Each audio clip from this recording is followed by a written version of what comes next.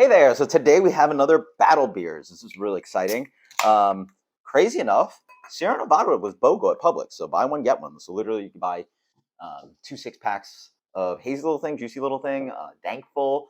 I couldn't find Sierra Nevada Pale Ale. That I think everybody just bought out. But out of those 3 beers, you get 2 6-packs for what, $12.50. So pretty good deal. Buy one get one, right? So BOGO.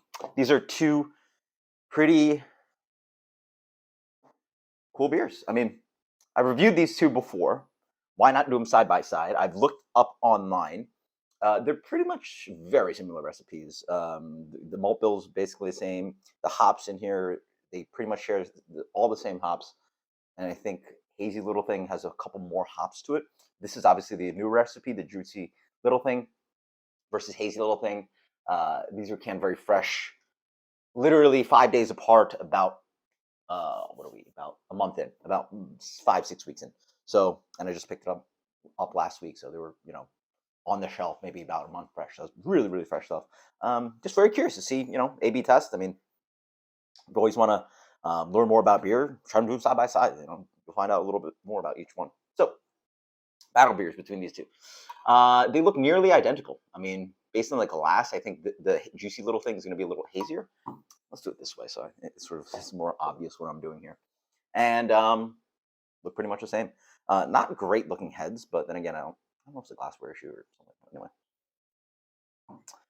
quite nice. You get a melon character, a little bit of that chai green hop character, orange. It's got a nice little bit of tropical, a little bit of mango, stone fruit going on. Very similar nose. I mean, they're virtually the same. This one for me comes off a little more dank, a little bit diesely, but they're all both quite similar. This one's a little bit more diesely. This one I smell a little bit more ester. I want to say I get a little bit more kind of like red apple fruits, a little bit more kind of bubblegummy thing going on. So very nice. Cheers. Soft, light, fluffy, a little bit of that green chivy thing going on. Thanks, Audrey. She's hanging out right now, by the way. Similar, very similar. This one, definitely. Okay, so now we know the difference. This one lays a little bit more diesely and dank. I taste a little bit more this kind of West Coast dank thing going on. This one, to me, is a little bit softer.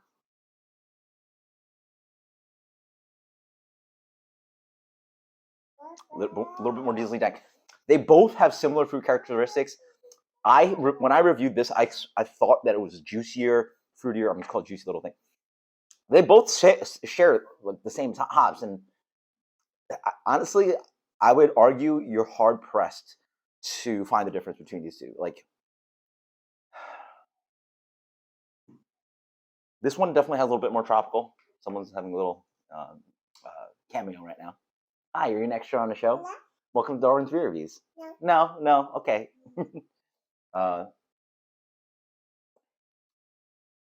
Both quite good. I mean, both ride with a little bit of citrus, a little bit of that green kind of like hop thing, but not overly offensive, not overly fluffy, not overly sweet. These are relatively dry kind of hazy beers, / juicy, whatever you want to call it, New England style. Honestly, if you blinded me and gave me these, back to back, one or the other, I don't think I'd be able to tell the difference. If you see both these on the shelf, they're basically interchangeable in my mind. I'm trying to pick out the differences. I can't really pick out the differences. So if you're just drinking it just without dissecting them side by side, I promise you're not going to find the difference. Just pick up whichever one's fresher. Obviously, these are canned 5 days apart, so super fresh. But if you find them on the shelf, whichever one's fresher, pick it up. These are both fine, delicious IPAs.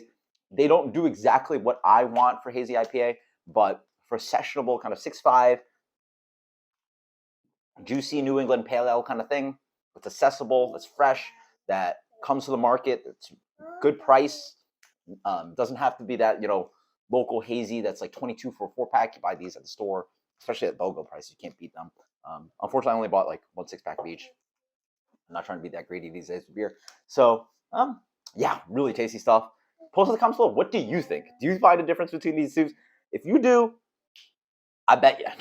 I'll bet you. Try them blind side by side with the same canning dates. Basically, these are canned about 5 days apart.